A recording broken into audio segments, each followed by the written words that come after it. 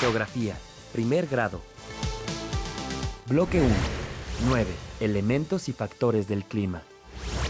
Elementos y factores del clima. ¡Hola!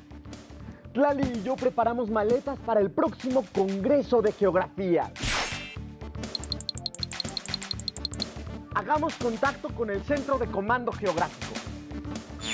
Hola, así es, Edmundo me acompañará a Krill, Chihuahua, donde se llevará a cabo el evento que... Edmundo, no dejes tu chamarra.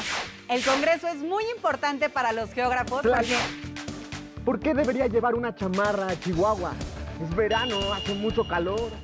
Ese estado tiene temperaturas muy altas en verano, pero en Krill el clima es semifrío subhúmedo por la altitud a la que se localiza. La altitud es un factor del clima que puede influir en los elementos del clima, como la temperatura. ¿Elementos y factores del clima? ¿Tienes tiempo para explicarnos a qué te refieres con eso y cuáles son? Claro, vamos a ver esta infografía.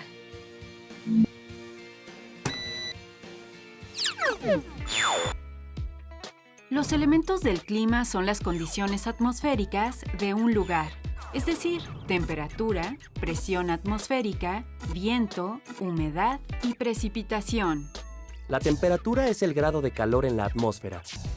Se origina cuando los rayos solares son absorbidos por la superficie terrestre y ésta, al calentarse, irradia energía en forma de calor. La presión atmosférica se refiere a la fuerza que una columna de aire ejerce sobre un lugar de la superficie terrestre. El viento, es decir, el aire que se mueve, se produce por la diferente presión atmosférica entre dos lugares. Por lo general, se desplaza de zonas de alta presión hacia regiones de baja presión. La humedad es la cantidad de vapor de agua en el aire y proviene de la evaporación de los cuerpos de agua. El último elemento, la precipitación, se refiere a la cantidad de agua que cae sobre una región en forma de lluvia, nieve o granizo, según la temperatura. Ahora bien, todos los elementos son modificados por los factores del clima, y su interacción provoca que este último sea distinto de un lugar a otro. Los factores del clima son latitud, altitud, relieve, vegetación, continentalidad y corrientes marinas.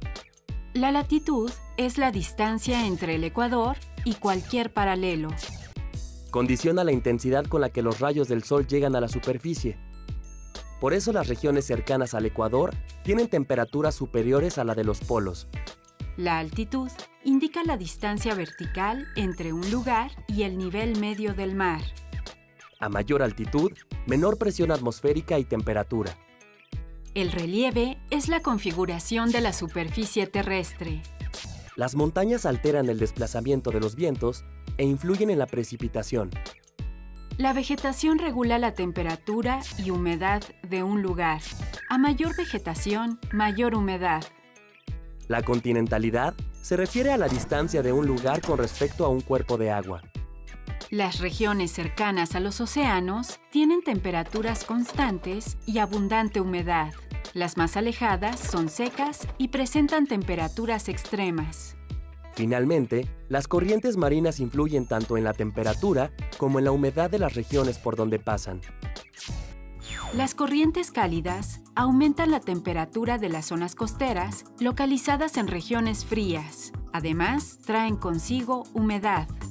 Las corrientes frías producen aire seco.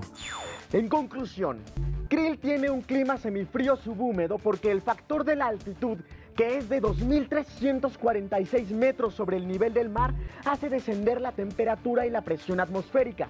Además, su relieve, que forma parte de la Sierra Madre Occidental, no solo influye en la humedad, también lo hace en las precipitaciones. Cae lluvia en verano, nieve en invierno. Exacto, Edmundo. Gracias, Tlali. Nos vemos en el camino.